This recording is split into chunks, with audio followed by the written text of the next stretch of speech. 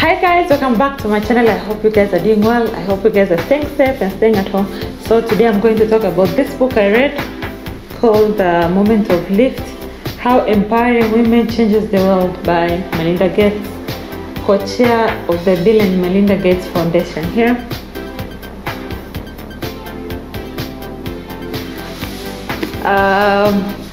So I think I bought this book last month, was it in May, and I was seeing it quite a lot on Instagram, and I was like, okay fine, I need to read this book. I love books written by the people themselves. Like the author is Melinda, and she's writing about her experiences, her lessons. She's giving stories basically of the women who have impacted her.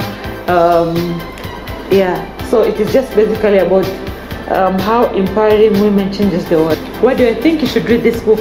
If you want to know more about the Bill and Melinda Gates Foundation, what they do, understand why they support the causes that they support, then you should definitely read this book.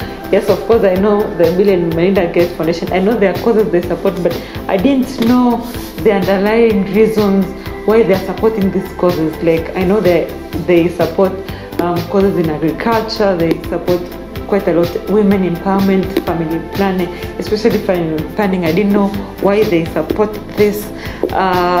So yeah, just getting a background of, okay fine, this is what I've seen women, I've seen this kind of women, these women are suffering, and if you can do A, B, C and D, we're probably going to lift their life up better, to just going to empower them. So yes, this was one of those good reads.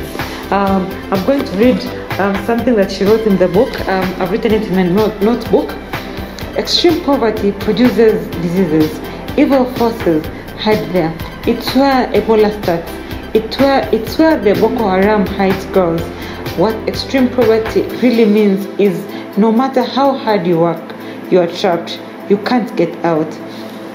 So yeah, and this is so true. There are people, they live in extreme poverty, and no matter how hard they work, you find that you're trapped. You're trapped in the society, you're trapped by systems that don't work. So I think this is one of the key things that the Bill and Melinda Gates Foundation is trying to do. Okay fine, how can you reach these people? And actually I think the phrase they use is the women in the margins, like the people who are in the outskirts. You can't reach them. There are no roads, they're not educated. How are we going to reach these people so that we can help them, they get out of poverty? How can we empower these women? And this is one of the main messages in this book.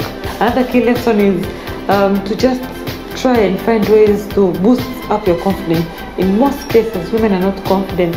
Men are the ones who are confident. And Melinda shares her own personal story that fine, in the beginning she was never in the forefront picture, but then again, after she started supporting a lot of causes and she wanted to get more involved in the foundation, then she needed to also be a figure to get out there more. And she says that she writes, she talks of her vulnerable moments, and she says there are times when she wanted to speak but she was not feeling confident, so she would tell Bill that, okay fine, when it's my turn to speak, please leave and then I speak. And Bill did that.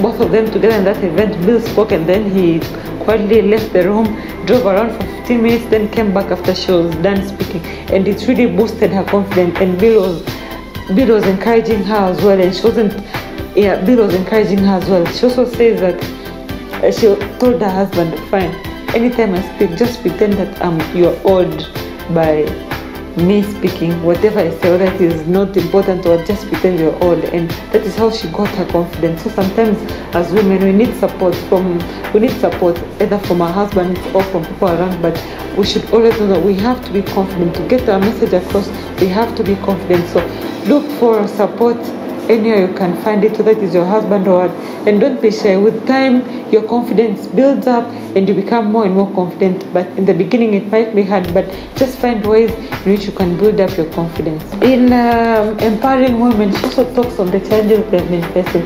One of the key things they support is they want women to be educated. They shouldn't get married early because it causes a lot of things. When women get married early, they'll probably have more kids. If they're in poverty, they still have to work hard with an increasing number of people who depend on them. So it just becomes a whole circle of poverty. But then again, she talks about this story. I think it's in India where they developed an app. If you are a girl, and she talks about this story, like there was a girl who overheard her parents talking about an arranged marriage, and because she had the app, she just pressed, I don't know, SOS or something, and then the responsible people came and talked their parents out of it. The parents in the beginning refused, but the police were also involved, and just because of an app. But then she says, okay, fine, as much as this was helpful, we were able to help this. Okay, this one girl is not married because there was an app. What about the women who don't have cell phones? What if the community still wants the girl to get married? And in the book she writes, what more can we do? If yes, to prevent them from getting married, how can we solve the higher underlying issues that cause the parents to want to marry her off in the first place?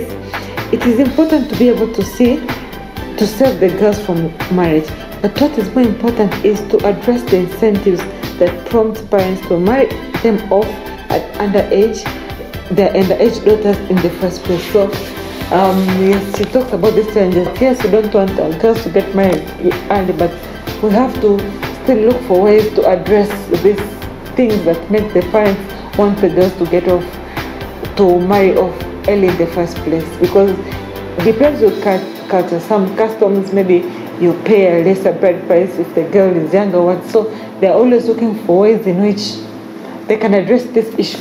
And I think overall the book just teaches us, fine, you might be privileged or what, there are so many things you don't know, but there's so many people out there who are suffering and they need help. So I think the key issue here is, how can we help those people in the margin? How can we help these people so that they can live better lives?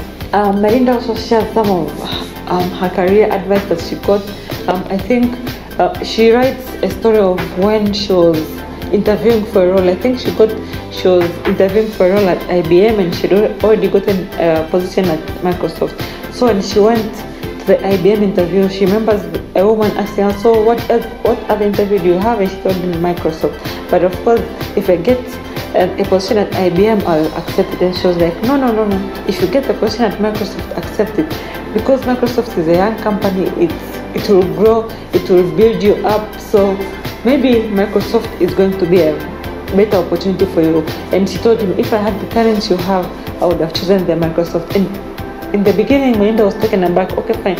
At the time, Microsoft was still a young company, but this woman is telling me that there are growth opportunities. So in the end, even in our career as we go along career and whatnot, there are always things we have to consider.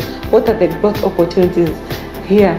Yes, you might be employed in a big company, but maybe the growth is limited. And her going to Microsoft was a good decision for her, because in the end she got all these growth opportunities. She was pushed and pushed harder, and she was able to grow professionally. So of course I applaud this woman, and I'm just happy that fine women are supporting each other and giving her advice. But it's something that a constant reminder that, okay, fine, even some roles look good, but are they going to offer you the growth you're looking for? Is this, you being in this company now, in 10 years, is it going to be the best opportunity for you? And so there are all these lessons you can learn as a career woman, just as a professional in general. Like, what are the things you can do now for career? What are the good decisions you can make now? Because yes, sometimes maybe you might be offered a significant pay increase, but maybe the growth opportunities are not that good. But you can go to another company and maybe the pay is not that good, but the growth opportunities are good, and they're going to place you better for your next step. So these are just things that I've learned, that okay, fine, there are always these things you have to consider, not just about maybe a company or pay. There are so many other things that you have to consider as well. Something else you mentioned, I think most of you would have heard it before. Let me read. Women tend to underestimate their abilities.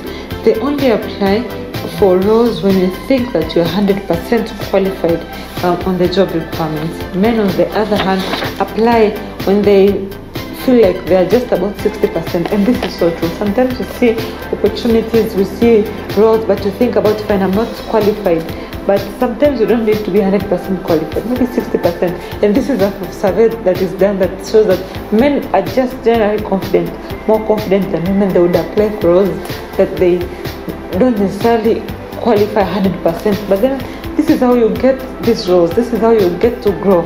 If you wait until you're 100% qualified, maybe you'll even get a job that you cannot go. So these are the key lessons that I learned from this book. Moment of Lift by Melinda Gates.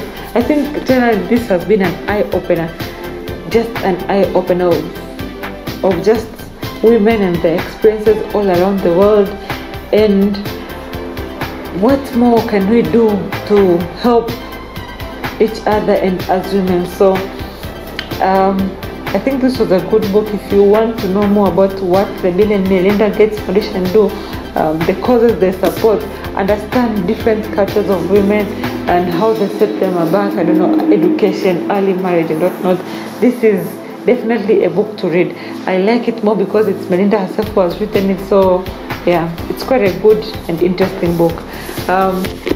Yes guys, so that's all for today. Those are the lessons and key insights I got from reading the book by Melinda Gates. Let me know guys if you've read this book, what your thoughts on the book are, and yeah, don't forget to like this video, and if you've not subscribed to my channel, please subscribe. I'll see you next time. Bye.